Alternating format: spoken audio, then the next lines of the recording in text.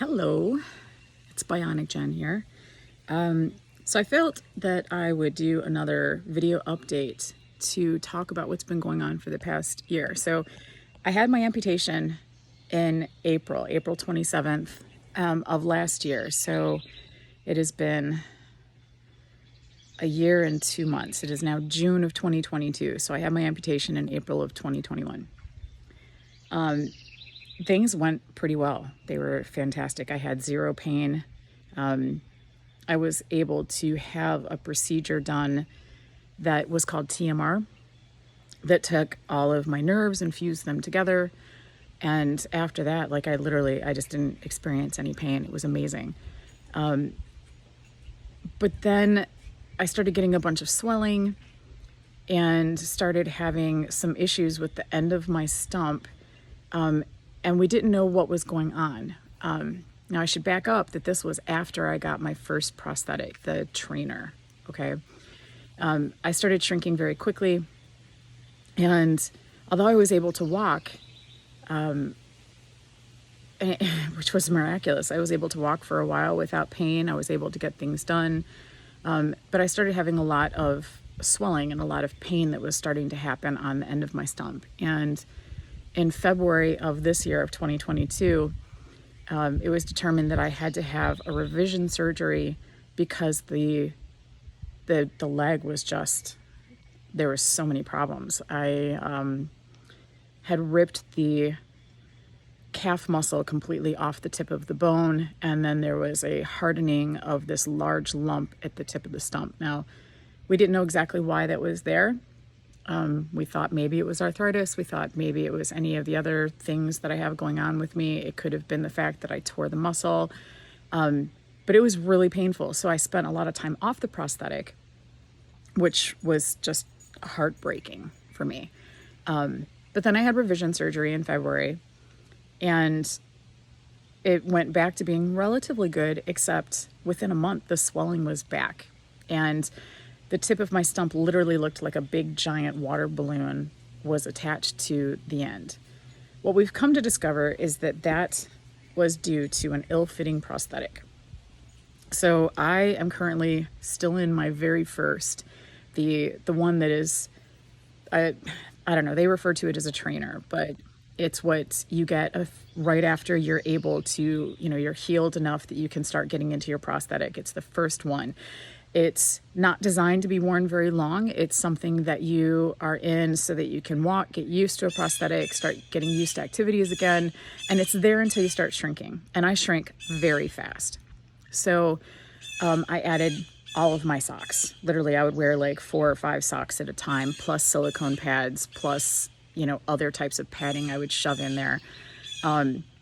I'm a tailor, so I had fabric scraps and I shoved everything in there to try and keep it from hurting and knocking around. But I wound up developing what my prosthetist referred to as bell ringers syndrome, where the tip of my stump was literally being slammed around inside the support cup, the main part of your prostheses. So we started putting in all of the paperwork on March 10th in order to get a new prosthetic. And it wound up being a complete nightmare. Just an absolute nightmare. We lost one insurance at the end of March. And so our original insurance, which was Aetna, pushed and timed us out. So what that means is they continued to deny and ask for more stuff and, try and tell us that it was just being right around the corner. It's going to be approved right around the corner. It's almost there. It's almost there. And then they would deny. And then I would have to go back and fight it again. And they were doing this all the way literally up until midnight of the night of our expiration. And we found that they had approved everything except the plastic liner, and they kept saying that it wasn't medically necessary. And that liner is $50. If they had just told us what it was, we would have paid for it ourselves. But instead, the insurance company did everything they could just to allow it to run out and not have to deal with us at all. So we wound up having to use United Healthcare. And I'm going to let you know, if you have United Healthcare, I apologize right now. It is literally listed as the worst insurance in the United States because they will deny everything. They've denied every one of our medications. They just do it out of happenstance.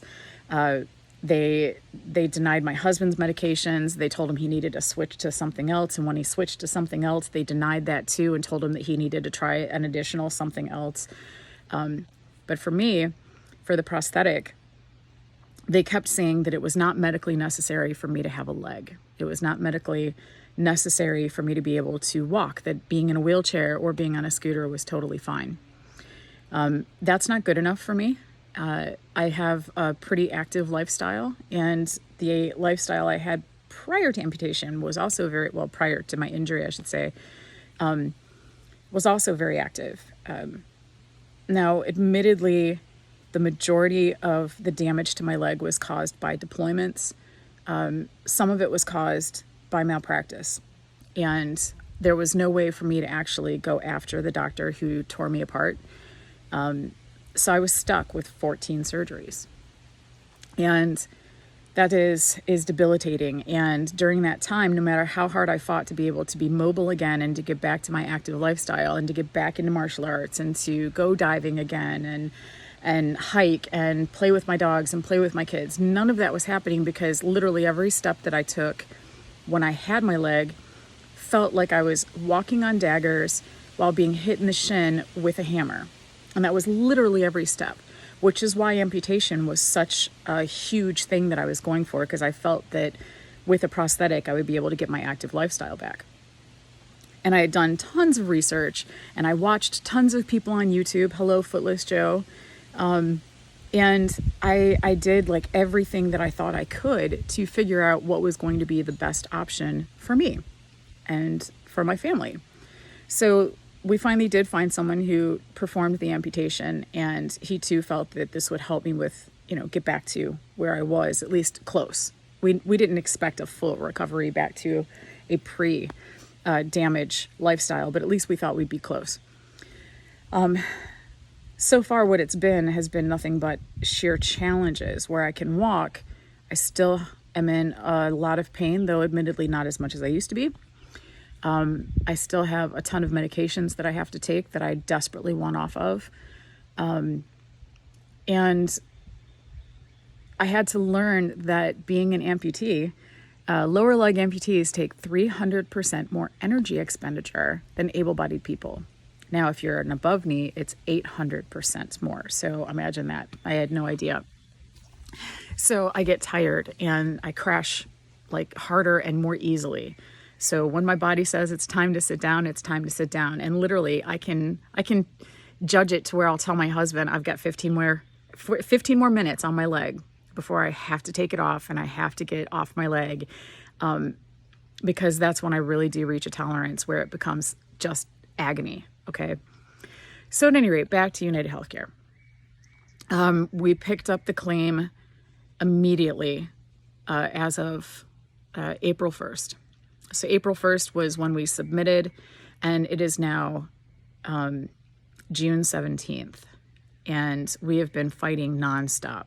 And when I say we, I mean Hanger Prosthetics. So my prosthetists, of which there are now many involved, along with caseworkers.